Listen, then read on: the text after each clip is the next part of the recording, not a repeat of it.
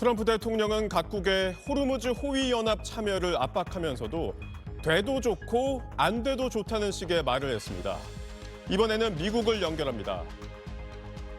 김범주 특파원, 트럼프 대통령의 이 말은 무슨 의도입니까?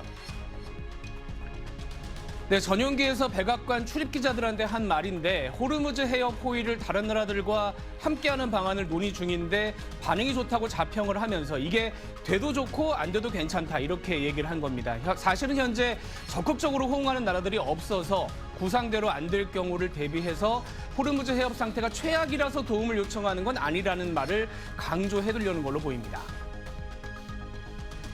네, 트럼프 대통령이 이렇게 함정 파견을 압박하고 있는 건 결국 전쟁 상황에 대한 인식이 바뀐 걸까요?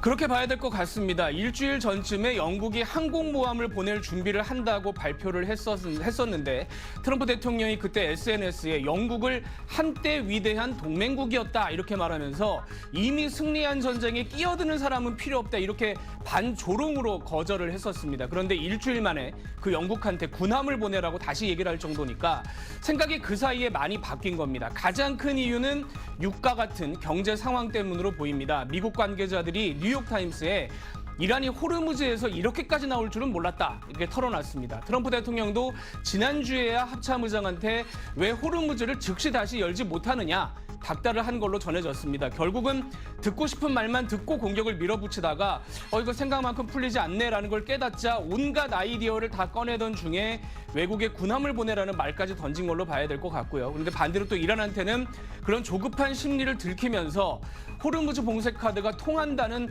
확신을 준 것 아니냐 이런 분석도 가능하겠습니다. 결국 미국의 기름값이 앞으로 전쟁의 키가 되겠군요. 그렇습니다. 우리식으로 바꿔서 말씀드리면 전쟁 전에 미국의 평균 휘발유 값이 1리터에 1,170원 정도였습니다. 그런데 오늘 이 값이 1,470원으로 그러니까 300원이 올랐습니다. 미국 사람들은 주유소 주유기 앞에 가야 국제 정세를 깨닫는다는 말이 있는데 결국 이번 군함 요구는 내가 이렇게까지 하고 있다는 국내 여론 설득용 그런 성격도 있어 보입니다. 지금까지 뉴욕이었습니다. 어두운 밤 이란 테헤란 도심 한복판에서 거대한 연기 기둥이 솟아오릅니다. 6일 전 공습을 받았던 메흐라바드 공항도 또다시 검은 연기에 휩싸였습니다. 이스라엘군은 지난 하루 동안 이란의 탄도미사일과 중서부 방공망 시설 등 200개 이상 목표물을 타격했다고 밝혔습니다.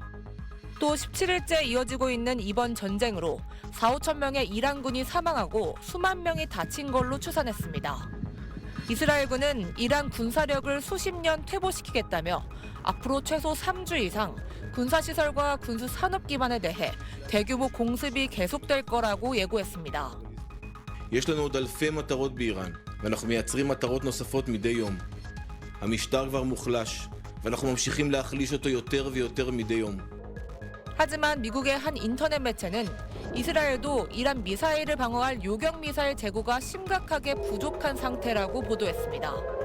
트럼프 측근인 데이비드 삭스 백악관 국가경제자문위원장은 요격 미사일 재고가 떨어져 위험에 처하면 이스라엘이 핵무기를 동원할 수도 있다고 경고하고 나섰습니다. At some point, their air defenses could become exhausted. Israel escalating the war by contemplating using a nuclear weapon, which would truly be catastrophic. 삭스 위원장은 이대로 가면 중동이 사람이 살 수 없는 땅이 될 수도 있다며 더 늦기 전에 트럼프 대통령이 선언하고 전쟁에서 빠져나와야 한다고 주장했습니다. SBS 김봄입니다. 아라그치 이란 외무장관은 현지 시간 15일 프랑스 외무장관과의 통화에서 분쟁을 고조시키고 영역을 확대할 수 있는 어떤 행위도 삼가라고 말했다고 이란 외무부가 밝혔습니다. 프랑스를 비롯해 트럼프 대통령으로부터 군함 파견 요청을 받은 나라들을 모두 겨냥한 겁니다. 아라그치 장관은 동시에 이란의 적과 그 동맹이 아닌 제3국은 호르무즈 통행 안전을 보장하고 있다고 밝혔습니다. Strait of Hormuz is open. It is only closed to the tankers and ships belong to our enemies, to those who are attacking us and their allies. Others are free to pass.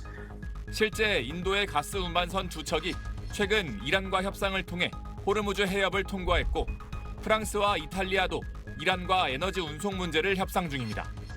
호르무즈 해협 봉쇄로 미국을 곤경에 빠뜨린 이란이 제3국엔 길을 터주며 트럼프의 호르무즈 연합함대 구축을 방해하려는 의도로 풀이됩니다. 아라그치 장관은 분쟁 당사자인 미국과 이스라엘에 대해선 장기전도 불사한다는 강경 메시지를 또 내놨습니다. We are ready to defend ourselves as long as it takes, and we continue to do that until President Trump comes to the point that this is an illegal war with no victory. 트럼프 대통령은 이란이 협상을 원하고 있고 접촉 중이지만 준비된 것 같지 않다고 발언했는데 아라그치 장관은 미국이 이란과 대화 중일 때 2번이나 이란을 공격했다며 미국과 대화할 어떤 이유도 없다고 반박했습니다. SBS 배성재입니다.